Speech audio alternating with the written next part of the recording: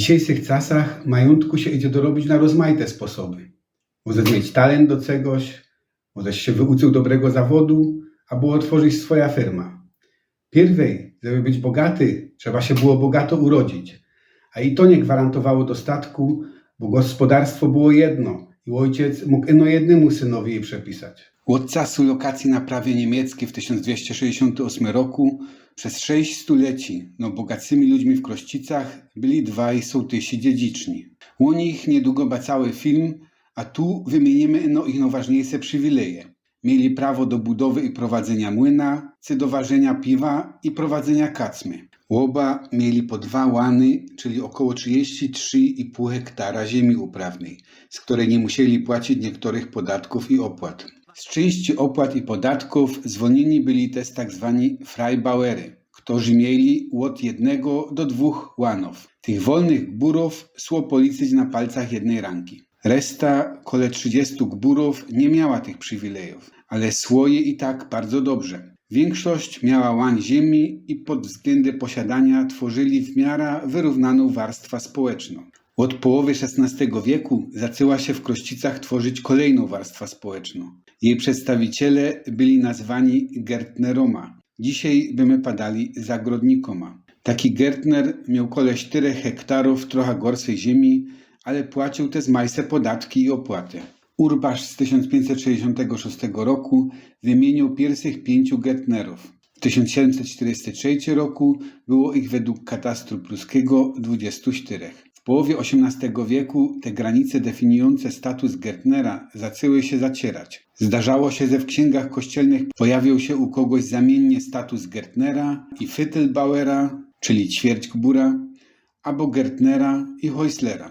Häuslery i Angerhäuslery, których polsko nazwa brzmi chałupnik, tworzyli kolejną warstwę społeczną we wsi. Mieli oni po 2 hektary słabej ziemi, a niekiedy chałupa i trochę ogrodka warzywnego albo łąki, na której paśli krowa, koza albo gęsi, kacki i kury.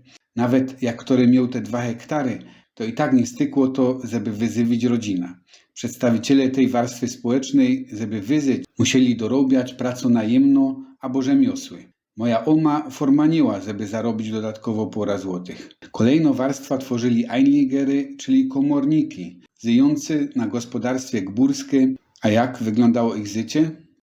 Te biedaki to mieszkały albo na wicugach, albo remizach, albo szopach, albo coś tak na prędce skleconych i ci za mieszkanie odpłacali pracą u danego rolnika. Jak gdzie nie było komornika, to byli parobki. I tych sytuacja była przerąbana. Moja starka, która aż o 4 pokolenia była ode mnie starsza, bo ja się urodziłem, ojcu był 45, on jak matce był 42. W roku 1884 mieszkała tam w środku gburów, gdzie Józef Stiller do niedawna. To ona pamięta, że do jej ojca przychodzili mężczyźni i prosili o dar, o łaskę, żeby uczynić ich parobkami. Chcieli pracować tylko za jedzenie. Tacy ludzie spali, zresztą dzieci gospodarza aż do mojego ojca włącznie też, w lecie na jacie, czyli na sianie, a w zimie we chlewie. Oni spali we chlewie, a na wyciągnięcie ręki czy parę metrów dalej krowa załatwiała swoje potrzeby fizjologiczne, a zapaszki były naturalne. I w takich warunkach oni żyli. On całe życie śmierdział.